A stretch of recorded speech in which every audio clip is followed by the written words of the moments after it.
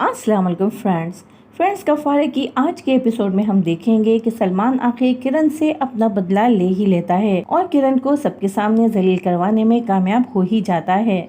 तबरेज़ जो पहले ही किरण से मोहब्बत नहीं करता है, बस उससे टाइम पास कर रहा होता है, और जब सलमान उसे पैसे का लालच देता है ताकि वो उसकी प्लानिंग में उसका साथ दे सके, तो तबरेज़ भी राजी हो ही जाता है, क्योंकि उसे तो पैसों से मतलब होता है। और तबरेज़ किरण को अपनी माँ से मिलवाने के बहाने उसे एक सुनसान बंगले में बुलाता है और उसे तैयार करके वहाँ बिठा देता है और एक शराबी शख्स को नशे की हालत में उसके कमरे में भेज देता है। तबरेज़ किरण को उस सुनसान बंगले में तन्हा छोड़कर खुद वहाँ से फरार हो जाता है और सलमान सोची समझे प्लानिंग के तहत पुलिस को, जो उनके घर ज़ोहैब को ढूंढने आई होती है, उसी बंगले का एड्रेस दे देता है जहाँ पर किरण मौजूद होती है।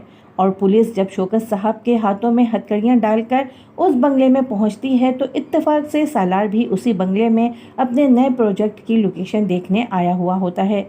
और सालार शौकत साहब के हाथों में हथकड़ियाँ देखकर परेशान हो जाता है। और जब इस बंगले से ज़ोहैब के बजाय किरण एक शराबी शख्स के साथ बरामद होती है, तो शौकत साहब का तो वो हाल होता है कि ज़मीन फटे और वो उसमें समा जाए। और किरण भी वहाँ पर तबरेज़ के बजाय सालार और अपने वालिद को पुलिस के साथ देखकर परेशान हो जाती है। और जब पुलिस दोनों बाप बेटी को थाने ले जाने लगती है, तो इस वक्त सालार ही होता है जो उनकी मदद करता है और पुलिस ऑफिसर को ट्रांसफ़र की धमकी देकर उन्हें थाने ले जाने से रोकता है।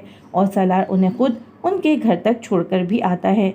और शाहिदा बेगम जब किरण को इस हुलिये में देखती हैं और साथ ही सालार और शौकत साहब को देखती हैं, तो उन्हें उस वक्त कुछ समझ नहीं आता है, बल्कि वो उल्टा सालार पर ही चढ़ दौड़ती हैं कि यहाँ से चले जाओ, हम लोग पहले ही बहुत परेशान हैं।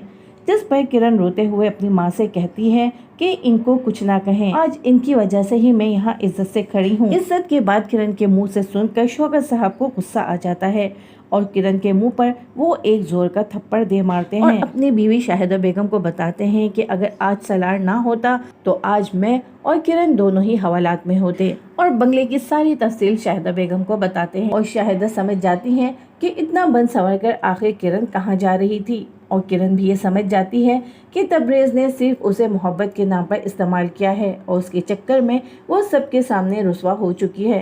ड्रामे में हम मज़ीद देखेंगे कि सालार के लाख मना करने के बावजूद सितारा अपने ससुर के साथ काम करने पर राज़ी हो ही जाती है और यतीम खाने जाकर प्रेस के सामने बातचीत करती है।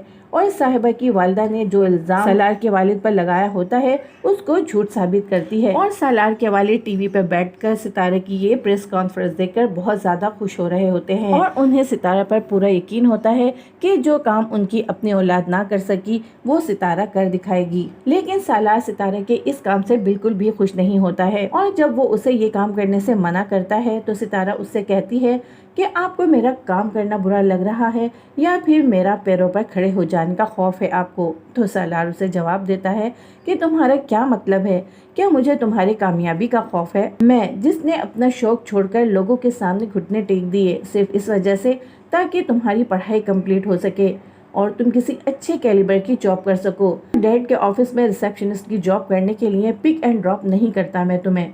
और गुस्से से वहाँ से चला जाता है और सितारा उसे रोकती ही रह जाती है। और सालार के वालिद भी सालार की तमाम बातें सुन लेते हैं और समझ ही जाते हैं कि सितारा का इनके साथ काम करना उसे बिल्कुल भी अच्छा नहीं लग रहा है। दूसरी तरफ जोया सितारा को कॉल करती है, उसको बताती है कि तुम्हें नहीं पता कि ज़ोहैब ने मार्केट में डकैती डाली है और पुलिस उसे तलाश कर रही है। ये सुनकर सितारे के तो होश ही उड़ जाते हैं, क्योंकि वो सोच भी नहीं सकती थी कि ज़ोहैब इस हद तक बिगड़ जाएगा। और जो बात सालार ने सितारा को नहीं बताई थी कि वो परेशान हो जाएगी, वो बात जोया उसे बता देती है। गफ्फारे के नेक्स्ट एपिसोड में मजीद क्या क्या होने वाला है जानने के लिए देखते रहिए न्यूज़ बस्टर्स।